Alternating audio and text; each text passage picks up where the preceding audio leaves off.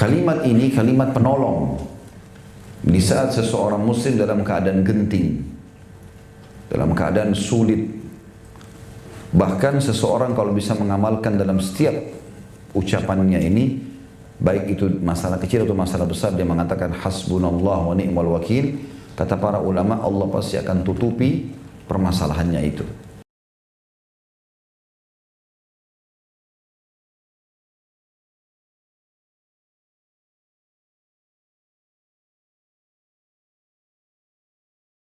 Assalamualaikum warahmatullahi wabarakatuh. Alhamdulillah. Wassalatu wassalamu ala rasulillah.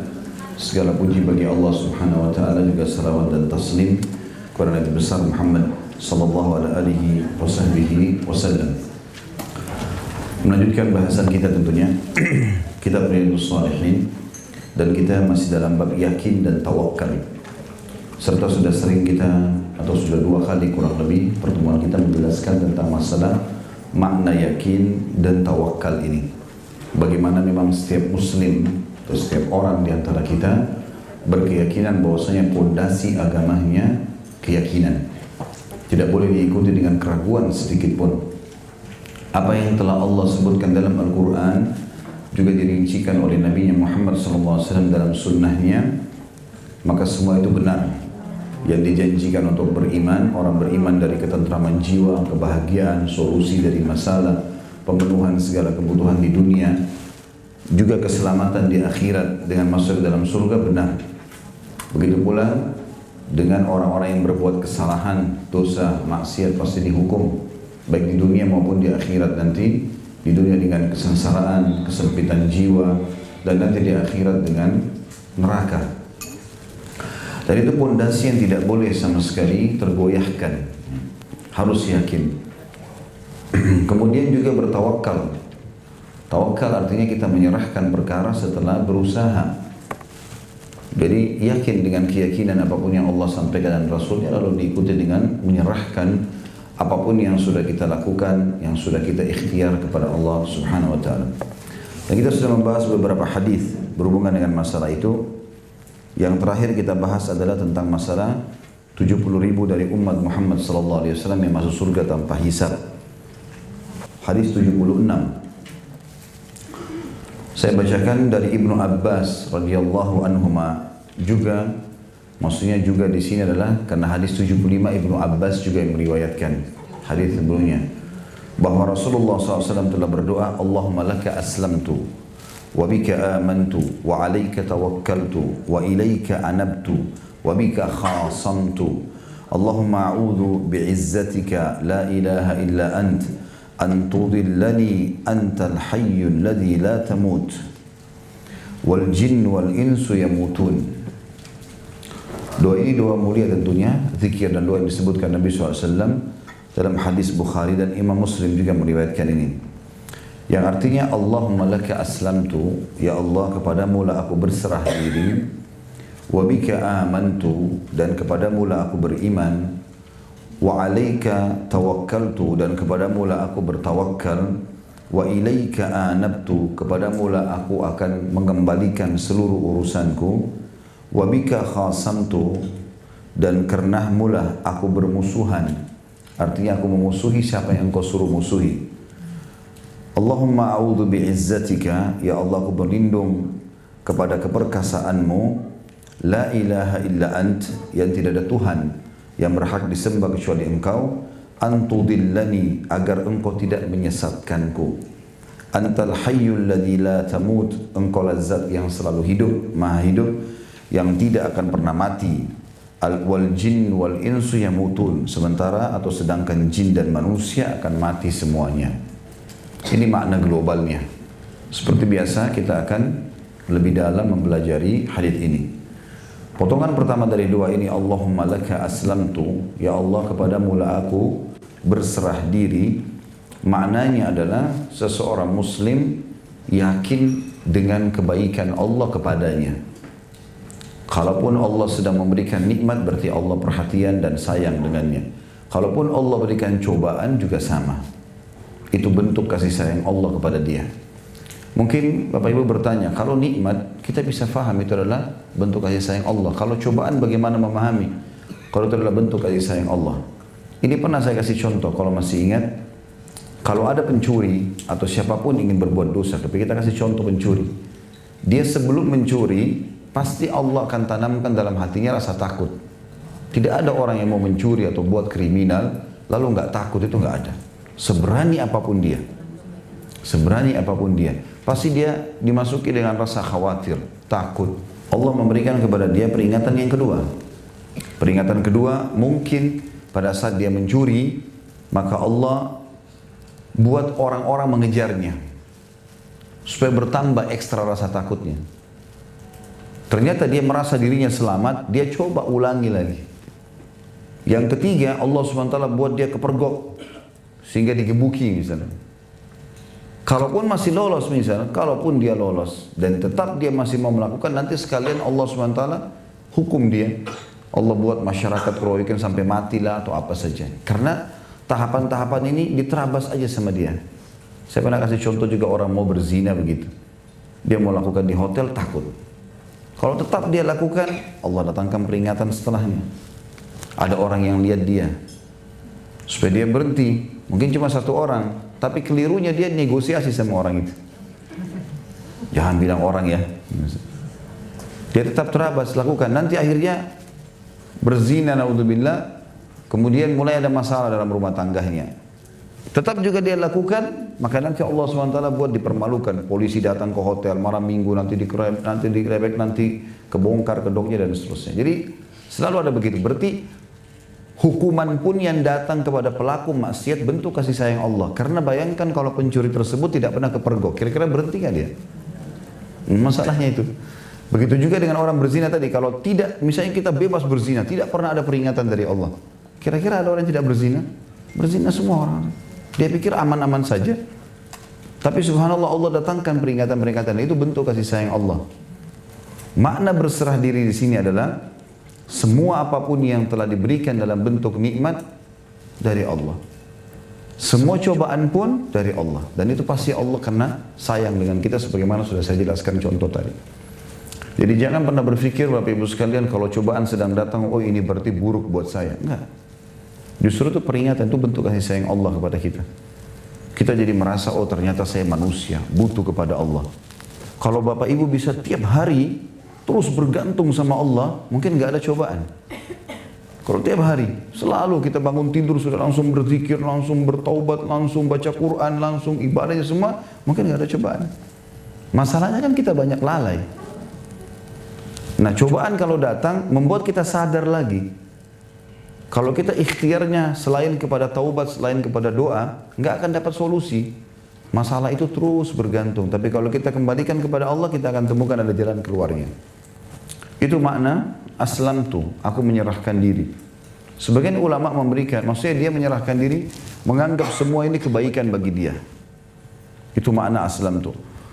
Makna yang lain kata ulama, aslamtu adalah berserah diri kepada hal-hal yang dasarnya Allah Subhanahu wa taala bebankan kepada dia, seperti misalnya orang lahir dalam keadaan cacat, ya. Atau orang ditipu oleh orang lain, ya. Atau apa saja, maka dia juga berserah diri di situ, ya. Artinya dia yakin Allah Subhanahu wa taala akan memberikan kepada dia jalan keluar. Potongan kedua, wabika amantu, kepadamu lah aku beriman. Dan kita sudah tahu iman adalah asas agama kita, karena ada 6 rukun iman. Iman kepada Allah, kepada malaikat, kitab-kitab, rasul-rasul, hari kiamat, dan juga takdir baik dan takdir buruk. Ya. Dan makna daripada wabika amantu, artinya aku beriman bahwasanya semua ini adalah ciptaanmu ya Allah. Dan sangat berhubungan dengan kalimat aslam itu tadi. Potongan ketiga, wa alaika tawakkaltu, dan kepadamu lah aku bertawakal. Sekarang aku sudah dicoba, aku akan ikhtiar ya Allah. Selebihnya aku serahkan kepadamu. Itu makna wa alaika tawakkaltu, dan sudah kita jelaskan makna tawakal tentunya dari awal bahasan kita. Dan hadis Nabi SAW banyak sekali berhubungan dengan tawakal, di antaranya hadis Bukhari. Kalau kalian betul-betul bertawakal kepada Allah, dalam hadis ini dikatakan hakku tawakkuli. Tawakal yang betul-betul luar biasa. Pokoknya yakin sama Allah, Allah akan bantu, yang penting saya sudah ikhtiar. Maka kata Nabi SAW, Allah pasti memberikan kepada kalian rezeki sebagaimana induk burung yang keluar di pagi hari mencarikan makanan buat anaknya yang di sarang, lalu dia kembali sore hari sudah membawakan makanan untuknya. Memang butuh tawakal ya. Pasrah kepada Allah Subhanahu wa taala. Tapi setelah ikhtiar, dan sudah kita jelaskan bedanya tawakal sama tawakul ya.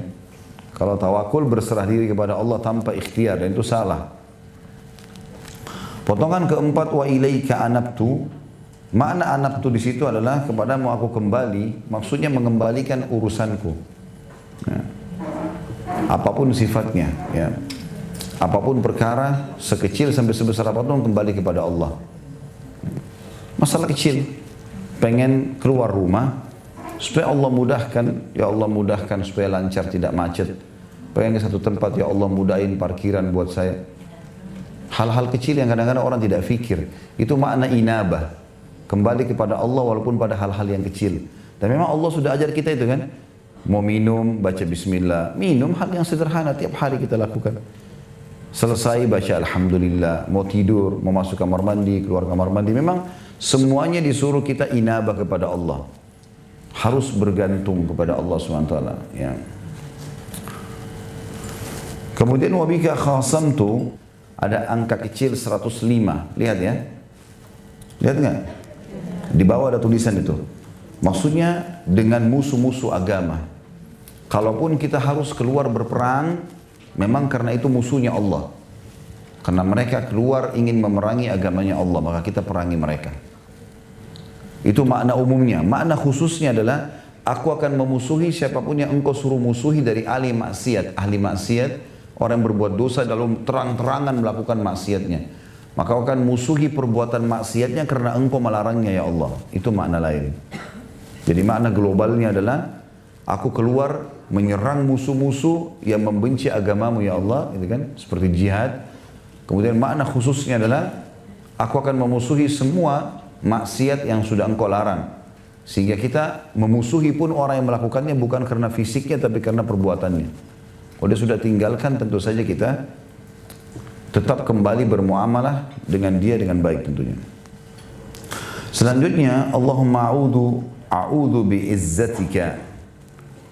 Ya Allah, aku berlindung dengan kemahamuliaanmu. Bisa diartikan juga izzah, keperkasaan. Tapi kalau aziz dalam bahasa Arab, kalau diterjemahkan manusia sebenarnya lebih mulia, mulia dan terhormat. Salah satu sifat Allah adalah Al-Aziz. Allah itu mulia dan terhormat. Ya. Artinya kalau dinisbatkan kepada Allah sifat izzah ini, itu tidak akan pernah terhina atau tidak pernah dihina selamanya. Allah Subhanahu wa taala selalu mulia. Segelintir dari makhluknya saja yang kufur kepadanya. Mayoritas makhluk semuanya beriman.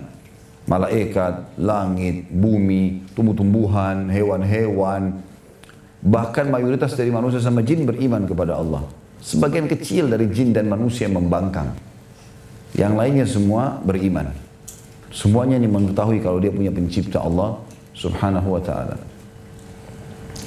La ilaha illa ant, kalimat yang paling mulia tentunya, kalimat tauhid. Tidak ada Tuhan yang berhak disembah kecuali Engkau. Maknanya adalah aku tidak mungkin bergantung kepada selain Engkau ya Allah. Antudillani, ya, agar Engkau tidak menyesatkanku.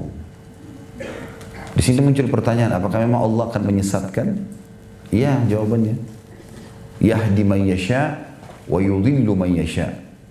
Allah memberikan petunjuk siapa yang dia suka, Allah sesatkan siapa yang dia suka. Tetapi Allah menyesatkan siapa yang dia suka ini dengan kemahaadilannya. Jangan bayangkan seperti kita manusia. Kita kalau marah sama seseorang, lalu kita menghukumnya, itu berbeda dengan Allah SWT. Kalau kita karena emosi, karena ego, ya, karena mungkin kezaliman, kalau Allah tidak, dengan kemahaadilannya. Seperti misalnya kasus umat-umat sebelum kita yang telah Allah binasakan. Kaum Samud, kaumnya Nabi Saleh, kaum Ad, kaumnya Nabi Hud, Fir'aun, kaumnya Nabi Musa, Namrud dan wilayah Babilonia, kaumnya Nabi Ibrahim. Semua ini kaum negeri Sodom, kaumnya Nabi Lut, Allah binasakan karena mereka sudah diperingatkan oleh Rasul Utusan-utusan Allah ini bertahun-tahun tidak mau dengar. Maka Allah SWT sesatkan mereka sekalian. Ya. Makna sesatkan di sini, Allah di akhir-akhir setelah peringatan-peringatan terakhir sampai kepada mereka, mereka tidak mau, maka Allah tutup hati-hati mereka, sehingga mereka sama sekali tidak dapat hidayah lagi. Dan mereka sudah tidak punya kesempatan untuk taubat. Makanya umat-umat sebelum kita yang dihukum ini, mereka 3 hari, seminggu, sebelum binasa, itu Allah limpahkan nikmat yang luas pada mereka. Badannya makin sehat, mereka makin tertawa, ya. Hewan-hewan ternaknya makin sehat, buah-buahannya makin subur, cuaca enak. 3 hari, seminggu sebelum binasa itu. Maka mereka makin lalai. Allah SWT sesatkan mereka dengan itu. Karena Allah sudah tahu ini tidak akan pernah mau mengikuti petunjuk. Itu makna daripada dhalal atau antudillani. Dan Nabi SAW berlindung dengan itu. Jangan sampai, ya Allah, aku termasuk orang yang melanggar, tidak mau engah dengan peringatanmu, lalu kau sesatkan aku, sehingga datanglah hukuman Allah. Karena hukuman Allah, Bapak Ibu sekalian, tidak akan datang kecuali pada orang yang sudah puncak pembangkangan. Ya, peringatan-peringatan datang, tadi saya kasih contoh tahapan-tahapannya. Nanti terakhir tetap ngotot lakukan, maka sekalian Allah hukum. Dan itu bahaya. Allah menggunakan kalimat dalam Al-Quran tentang masalah ini, akhadnahum baghtah. Kalau mereka tetap lalai dan sudah sampai pada puncak peringatan tidak mau tahu, maka kami akan menghukum mereka sekonyong-konyong, tiba-tiba. Dan mereka tidak sangka. Antal hayyul ladzi la tamut wal ins wal jinn wal ins yamutun. Karena engkau adalah zat yang maha hidup dan tidak akan pernah mati. Oleh karena itu aku memohon kepadamu, sementara jin dan manusia semuanya mati. Ini sifat Allah yang mulia, namanya Al-Hayy. Al-Hayy yang maha hidup. Biasanya di dalam doa-doa Nabi SAW yang lain digabung antara Al-Hayyul Qayyum. Seperti dalam ayat kursi misalnya, ya, Allahu la ilaha illa huwal hayyul qayyum. Allah yang tidak ada Tuhan yang berhak disembah Tuhan selain Dia yang maha hidup dan maha berdiri sendiri. Atau makna lain, qayyum adalah selalu mengurus makhluknya. Hayy ini adalah sifat mulia dari Allah SWT. Dan ada satu hadis yang mulia tentang masalah istighfar. Istighfar ini bisa mendapatkan keutamaan sampai membersihkan semua dosa, justru kan ada sifat hayy-nya Allah di situ. Yang bunyinya astaghfirullahil azim alladzi la ilaha illa huwal hayyul qayyum wa atubu ilaih. Kata Nabi SAW, siapa yang baca istighfar ini akan diampuni dosanya walaupun sebanyak buih di lautan. Penyebabnya adalah karena ada sifat al-hayyul qayyum di situ. Ada asma'ul husna, nama-nama Allah yang mulia di situ. Dan ini juga menekankan, selain nama-nama Allah yang mulia Al-Hayyul Qayyum, juga menekankan kalau semua jin dan manusia, siapapun dia pasti akan mati. Dari Ibnu Abbas juga radhiyallahu anhuma, beliau berkata, hasbunallahu wa ni'mal wakil. Qalaha Ibrahimu alaihi salam hina ulqiya finnar, wa qalaha Muhammadun sallallahu alaihi wasallam hina qalu innan nasa qad jama'u lakum fakhshawhum fazadahum imanan wa qalu hasbunallahu wa ni'mal wakil. Kalimat hasbunallahu wa ni'mal wakil, kata Ibnu Abbas radhiyallahu anhu, cukuplah Allah menjadi penolong kami dan Allah sebaik-baik pelindung, diucapkan oleh Nabi Ibrahim alaihissalam ketika beliau dilemparkan ke dalam kobaran api sehingga Allah selamatkan.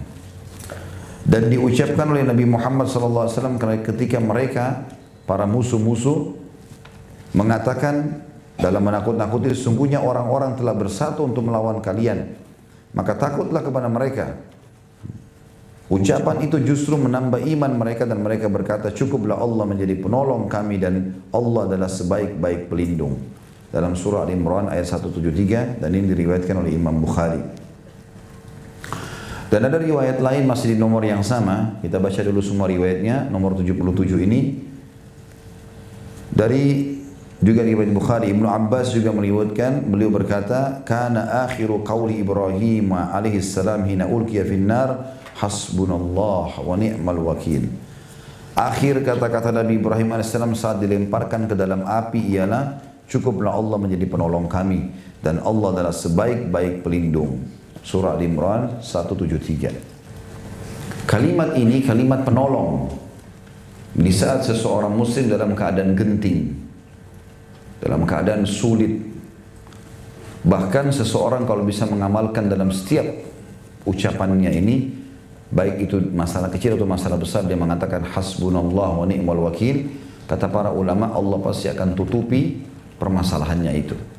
Dan Ibnu Abbas radhiyallahu anhu menyebutkan di sini tentang masalah Ibrahim alaihissalam mengucapkan pada saat dilempar di api untuk menjelaskan, ketahuilah kalau Ibrahim alaihissalam selamat justru karena kalimat ini. Api berkobar, dilempar ke dalamnya dan selamat justru karena kalimat hasbunallah wa ni'mal wakil. Ada yang fitnah Bapak Ibu sekalian, hasbunallah wa ni'mal wakil. Ada yang ganggu, hasbunallah wa ni'mal wakil. Selalu kita ucapkan, Allah akan jadi pelindung bagi dia, ya. Kita pasti akan ditolong dan kita akan dilindungi.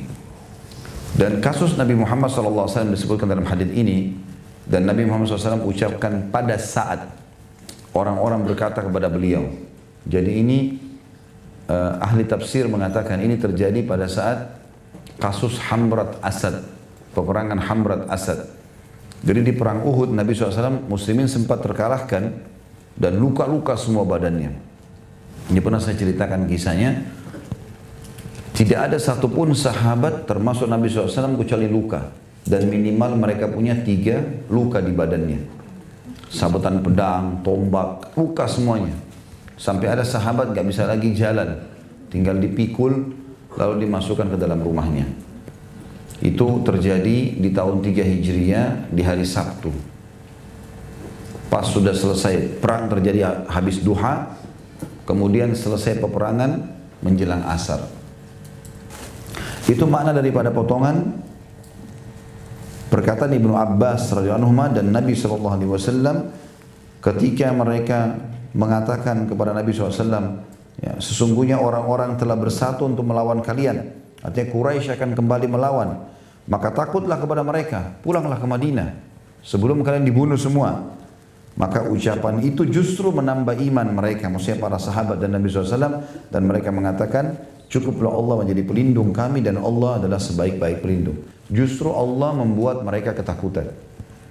Akhirnya orang-orang Quraisy pulang semua dan Nabi SAW tiba di Hamrat Asad pada saat itu dan berkemah di situ selama 3 hari untuk membuktikan pada Quraisy memang betul-betul mau berperang. Tentu banyak hikmahnya di sini. Hikmah yang pertama, perang Uhud adalah perang kedua muslimin. Artinya masih baru berperang. Sebelumnya Badar menang, sekarang Uhud kalah, gitu kan? Maka itu membuat syok secara kejiwaan. Supaya sahabat tidak syok berperang, tetap mau berperang, maka hikmah ilahi disuruhlah mereka keluar. Dan ternyata betul, dengan mereka keluar, Quraisy takut. Jadi tidak berpengaruh masalah luka-luka mereka itu, gitu kan? Akhirnya mereka pulang ke Madinah dalam kondisi puas. Walaupun mereka dikalah di Uhud, ternyata di Hamrat Asad mereka tunggu sampai 3 hari, Quraisy nggak berani datang. Maka menghidupkan kembali ma'nawiyah dalam bahasa Arab, artinya semangat itu kembali lagi hidup, ya, untuk berperang. Dan betul terjadi. Setelah itu para sahabat semangat lagi mengejar mati syahid. Yang kedua, hikmahnya adalah untuk membuktikan kepada para sahabat, kalaupun kalian sampai berperang dalam kondisi kalian luka-luka, tetap Allah akan berikan kemenangan pada saat itu. Kalau seandainya Quraisy kembali menghadapi muslimin di Hamrat Asad, maka Allah akan memastikan kemenangan. Walaupun mereka luka-luka dan akan terjadi korban yang besar pada Quraisy. Tapi karena mereka tidak kembali, maka Allah SWT memberikan ketenangan jiwa kepada muslimin dan menganggap sudah menang. Ya. Ketiga, memberikan hikmah kepada tentang kisah itu tentunya kepada para sahabat kalau memang target seorang muslim adalah akhirat. Sekalian kalian sudah niat mati syahid, kejar surga, udah jangan setengah-setengah. Badan sudah luka sekalian. Gitu. Jadi mereka pun semangat pada saat itu mengejar mati syahidnya. Jadi kalimat ini Bapak Ibu sekalian gunakan dalam setiap keadaan. Hasbunallah wa ni'mal wakil, hasbunallah wa ni'mal wakil. Selalu kita ucapkan. Apa saja kita merasa tidak nyaman, hasbunallah wa ni'mal wakil. Keinginan belum terpenuhi, ya, niat-niat belum tersampaikan, kaki belum sampai ke tujuan, ya, tangan belum sampai menjama, hal itu adalah hal-hal yang merupakan hak kita dan keinginan yang baik, maka hasbunallah wa ni'mal wakil. Ya. Hadis nomor 78 dari Abu Hurairah radhiyallahu anhu, dari Nabi sallallahu alaihi wasallam beliau bersabda, "Yadkhulul jannata aqwamun afidatuhum mithlu afidatit tayr." Akan masuk surga orang-orang yang hati mereka seperti hati burung. Hadis riwayat Imam Muslim. Kata Imam Nawawi rahimahullah, ada yang berkata artinya adalah mereka bertawakal, dan ada pula yang berkata hati mereka lembut. Hati burung lemah, lembut, ya. Itu sudah diadakan survei juga secara ilmiah, ditemukan dari segala jenis hewan, maka burunglah yang ditemukan hewan yang paling lemah, ya. Walaupun ada burung-burung seperti elang, raja wali, burung-burung yang mungkin punya kekuatan, tetapi tetap saja secara umum burung itu lemah. Sebagian ulama mengatakan kelemahannya juga karena bentuk hatinya kecil. Sebesar apapun burung, tetap hatinya kecil, gitu kan. Sehingga tidak menampung seperti hewan-hewan yang badannya besar. Dan ini maknanya adalah lembutnya. Lembutnya. Kalau ada orang seperti itu hatinya lembut sekali. Dia dijahati, dia tetap tenang. Orang minta maaf, diterima maafnya. Dia mudah. Dia terima dalam keadaan apapun, bersyukur kepada Allah. Lembut, ahli surga udah. Kalau kita temukan ada orang begini, Masya Allah selalu senyum, ramah. Ada orang begitu ya, bawaannya selalu nyaman aja. Kita bahkan mungkin tidak pernah lihat mukanya marah gitu. Selalu baik, senyum, itu ahli surga. Cirinya sudah begitu. Ya. Jadi bukan berarti kita lemah ya, tetapi lembut, beda. Lemah itu artinya kita sama sekali tidak punya kekuatan, tidak punya pendapat, enggak, bukan itu. Tapi lembut enggak, lembut tetap punya orang, punya pendapat, sampaikan. Tidak pernah terucap kata-kata kotor di lisannya, tidak pernah melotot matanya, tidak pernah memukul tangannya, tidak pernah menendang kakinya. Semuanya ya sudah, gitu. Mudah bagi dia, dimudahkan urusan dia, tidak bersih tegang. Ya. Biasanya juga Masya Allah orang seperti ini Allah kasih awet muda mukanya. Biarpun sudah berumur masih kelihatan muda. Biasanya orang bilang, oh kok nggak seperti umurnya ya? Berapa umurnya? 50, kayaknya 20 ya. Tapi tidak selamanya juga. Umumnya orang begitu. Kesimpulannya adalah kalau orang hatinya lembut, semuanya dimudahkan sama dia, takdir Allah baik buruk diterima, ahli surga. Itu maknanya. Berarti mafhum mukhalafah adalah diambil hukum secara berlawanan dengan ini. Siapa yang hatinya keras masuk neraka, ya. Bahkan Allah SWT memastikan ahli maksiat itu dan orang kafir hatinya bisa keras, ya. Sebagaimana sabda Nabi SAW dalam hadis Bukhari, siapapun yang berbuat kebaikan Allah akan titikkan cahaya putih. Dia buat dari kebaikan cahaya putih lagi, dia buat dari kebaikan cahaya putih, sampai hatinya bercahaya dan lembut, sehingga dia bisa menerangkan cahaya itu kepada orang-orang. Dan seseorang berbuat dosa, kalau buat dosa Allah titikkan titik hitam, noda hitam. Kalau dia tidak tobat, tidak bersihkan, maka titik hitam lagi kalau dia buat dosa. Terus begitu. Kalau dia terus ngotot dengan dosanya, tiap hari bangun tidur, siapa yang mau digosipin lagi nih? Siapa yang mau dizalimi lagi? Siapa yang mau ditipu lagi? Terus targetnya ikuti syaitan, maka nanti hatinya menjadi hitam kelam. Bahkan Allah mengatakan bisa lebih keras dari batu. Au asyaddu, ya, qaswah, keras hati itu. Kalau sudah keras hati ini Bapak Ibu sekalian bahaya. Karena mau orang meninggal depan mata kita, mau terjadi bencana alam, tidak tersentuh. Sudah nggak ingat akhirat. Ada orang lunak hatinya, subhanallah. Lihat ada orang mati, dia langsung tersentuh. Ya Allah, kalau saya mati seperti dia gimana nih? Jadi kan bahan muhasabah. Dan itu tidak bisa kecuali memang kita sudah rutin berbuat amal saleh. Baru hati kita lunak. Lihat ada orang tabrakan, tersentuh. Dengar tentang neraka, tersentuh. Ya. Tentang surga, itu lunak, hatinya lunak. Itu seperti tadi dimasukkan dalam hadis yang sebelumnya. Atau hadis ini tentang masalah hatinya lunak seperti burung itu. Ya.